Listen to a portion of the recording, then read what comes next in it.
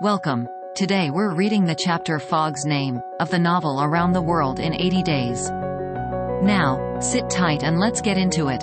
It is time to relate what a change took place in English public opinion when it transpired that the real bank robber, a certain James Strand, had been arrested on the 17th day of December at Edinburgh. 3 days before, Phileas Fogg had been a criminal who was being desperately followed up by the police. Now he was an honourable gentleman, mathematically pursuing his eccentric journey round the world. The papers resumed their discussion about the wager. All those who had laid bets, for or against him, revived their interest, as if by magic. The Phileas Fogg bonds again became negotiable, and many new wagers were made. Phileas Fogg's name was once more at a premium on 'Change. His 5 friends of the Reform Club passed these 3 days in a state of feverish suspense. Would Phileas Fogg, whom they had forgotten, reappear before their eyes? Where was he at this moment? The 17th of December, the day of James Strand's arrest, was the 76th since Phileas Fogg's departure, and no news of him had been received. Was he dead? Had he abandoned the effort? Or was he continuing his journey along the route agreed upon? And would he appear on Saturday, the 21st of December, at 9:15 in the evening, on the threshold of the Reform Club saloon? The anxiety in which, for 3 days, London society existed, cannot be described. Telegrams were sent to America and Asia for news of Phileas Fogg. Messengers were dispatched to the house in Savile Row morning and evening. No news. The police were ignorant what had become of the detective, Fix, who had so unfortunately followed up a false scent. Bets increased, nevertheless, in number and value. Phileas Fogg, like a racehorse, was drawing near his last turning point. The bonds were quoted, no longer at 100 below par, but at 20, at 10, and at 5, and paralytic old Lord Albemarle bet even in his favour. A great crowd was collected in Pall Mall and the neighbouring streets on Saturday evening. It seemed like a multitude of brokers permanently established around the Reform Club. Circulation was impeded, and everywhere disputes, discussions, and financial transactions were going on. The police had great difficulty in keeping back the crowd, and as the hour when Phileas Fogg was due approached, the excitement rose to its highest pitch. The 5 antagonists of Phileas Fogg had met in the great saloon of the club.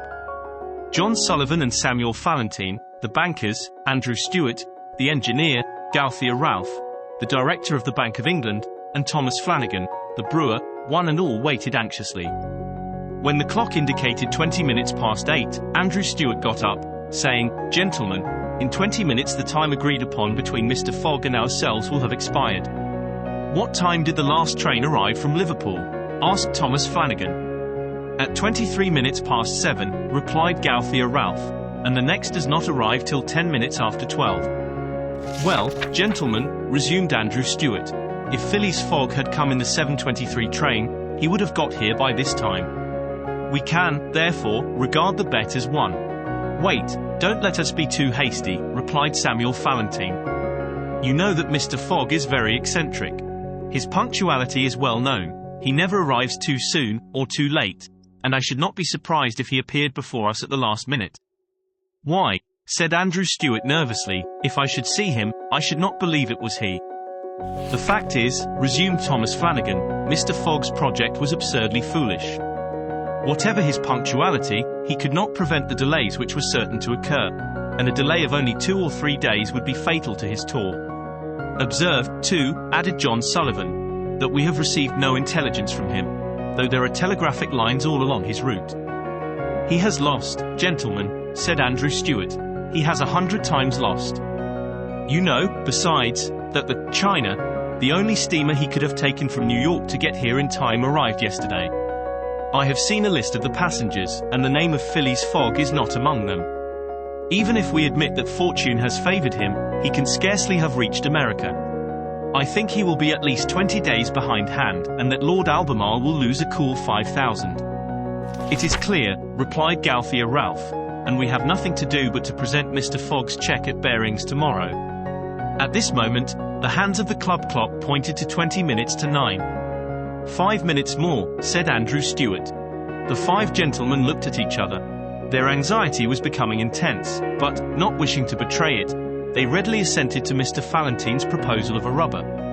"I wouldn't give up my 4,000 of the bet," said Andrew Stewart, as he took his seat, for 3,999. The clock indicated 18 minutes to 9. The players took up their cards, but could not keep their eyes off the clock. Certainly, however secure they felt, minutes had never seemed so long to them. 17 minutes to 9, said Thomas Flanagan, as he cut the cards which Ralph handed to him. Then there was a moment of silence. The great saloon was perfectly quiet, but the murmurs of the crowd outside were heard, with now and then a shrill cry. The pendulum beat the seconds, which each player eagerly counted, as he listened, with mathematical regularity. 16 minutes to 9, said John Sullivan, in a voice which betrayed his emotion. 1 minute more, and the wager would be won. Andrew Stewart and his partners suspended the game. They left their cards, and counted the seconds. At the 40th second, nothing. At the 50th, still nothing. At the 55th, a loud cry was heard in the street, followed by applause, hurrahs, and some fierce growls. The players rose from their seats. At the 57th second the door of the saloon opened, and the pendulum had not beat the 60th second when Philly's Fogg appeared, followed by an excited crowd who had forced their way through the club doors, and in his calm voice, said, "Here I am, gentlemen." Did you enjoy today's chapter of Around the World in 80 Days? Why not subscribe and ring the bell?